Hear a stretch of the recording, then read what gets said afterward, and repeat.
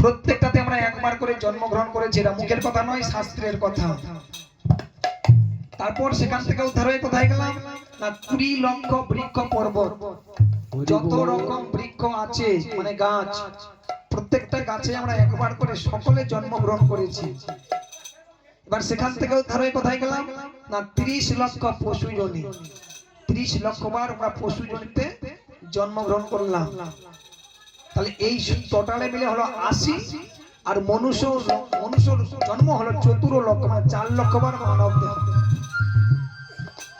এবার কেউ যদি বলে 4 লক্ষ বার যখন মানব দেহ পাবো, তো এই জন্মে কি আর এই কৃষ্ণ কথা হরি গুণগান করবো, ভালো মন্দ খাবো আর ডিজে বাজাবো, হরি বল হরি বল। কিন্তু দেখা গেল 4 লক্ষ জন্মের এটাই শেষ। আর এর আগের জন্মগুলো না জানি কতবার অন্ধ হয়ে জন্মগ্রহণ করেছি, ভগবানকে দর্শন করতে পারিনি, হরি বল হরি বল। না জানি কতবার এই আমি বাহু দুখানা পাইনি, আমি গোবিন্দের সেবা করতে পারিনি, না জানি কতবার আমার এই চরণ দুখানা পাইনি, আমি কোন তীর্থধামে যেতে পারিনি,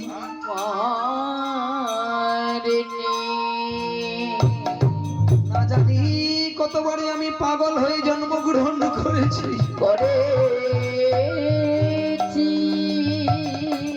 আমি ভগবানের নাম বদনে বলতে পারিনি, বলতে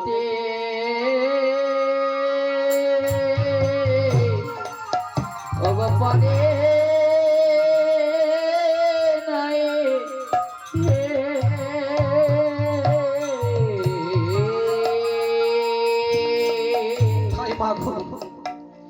এবার আমরা যখন ভগবানের কৃপাতে সর্বাঙ্গ সুস্থ পেয়েছি,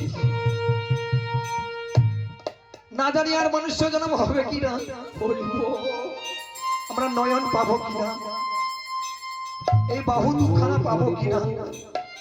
তাই এই জন্মে যখন গোবিন্দ আমাদের কৃপা করে প্রদান করেছেন, সর্বাঙ্গ দেহ সুস্থ রেখেছেন, কেন আমরা একবার হরিনাম করব না, কেনই আমরা গোবিন্দের সেবা করবো না? নিতাই গৌর হরি বল।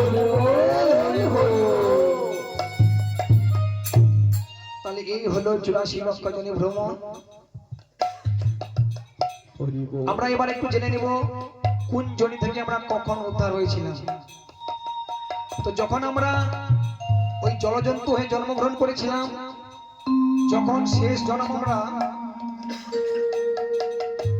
শঙ্খ শামুক হয়ে যখন আমরা জন্মগ্রহণ করলাম, এই শঙ্খ ধ্বনি যখন আমার গোবিন্দের সেবায় লাগলো, তখন আমরা সবাই ওই জলজন্তু থেকে উদ্ধার হয়েছিলাম। নিতাই গৌর হরি বল হরি বল।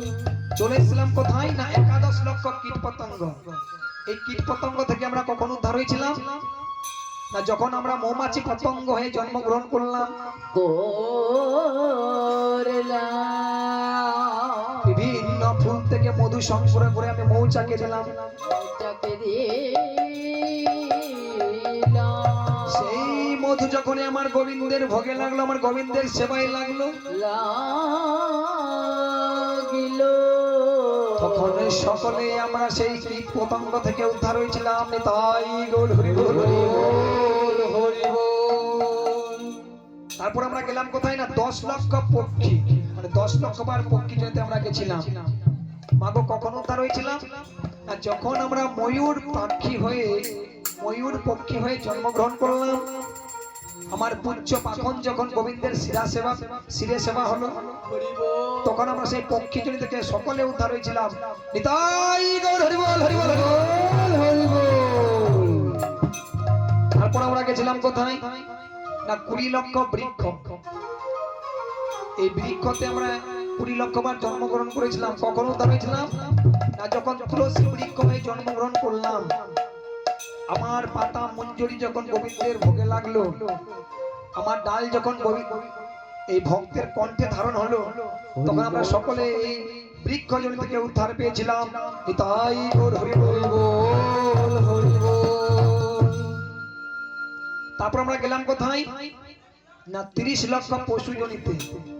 মাগো এই পশু জনির শ্রেষ্ঠ জনি হচ্ছে গোমাতা মানে গাভী।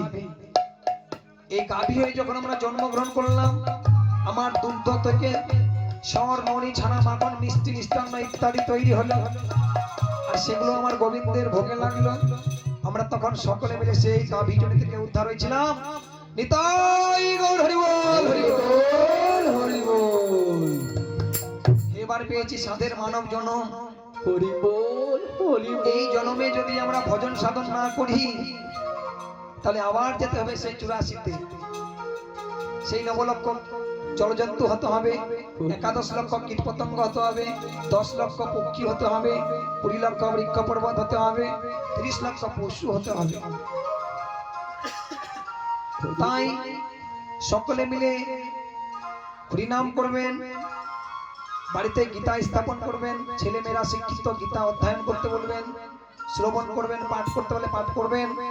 না পারলে 10 টাকা থেকেও গীতা পাওয়া যায়, আপনার গৃহের যে মন্দির তাতে রাখবেন। সন্ধ্যা ও সকালবেলা মধ্যাহ্নকালে স্বচন্দ্র পুষ্প তুলসী পত্র দিলেই গীতা পাঠের ফল পাওয়া যায়। তাই গৌর হরি বল। আর তা না হলে আমাদের জীবনটা বৃথা হবে। তাই আমাদের কি বলছে যে গৌর ভজলে নিতাই পাবে, আর নিতাই ভজলে ব্রজে রাধা কৃষ্ণ পাবে। তাহলে আমাদের নিতাই ভজলে গৌর পাবো, আর গৌর ভজলে ব্রজে রাধা কৃষ্ণ পাবো। তাই অন্য কিছু নয়, সচির দুলালকে ভজন করতে হবে। তাই গৌর হরি বল, হরি বল। হরি হরি বল। তাই কি বলছে ভজরে ভজরে মনা সচির দুলাল। হরে ভজরে ভজরে মন সচির দোলাল।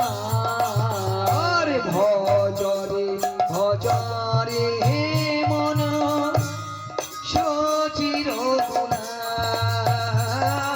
হরে ভজরে ভজরে মন সচির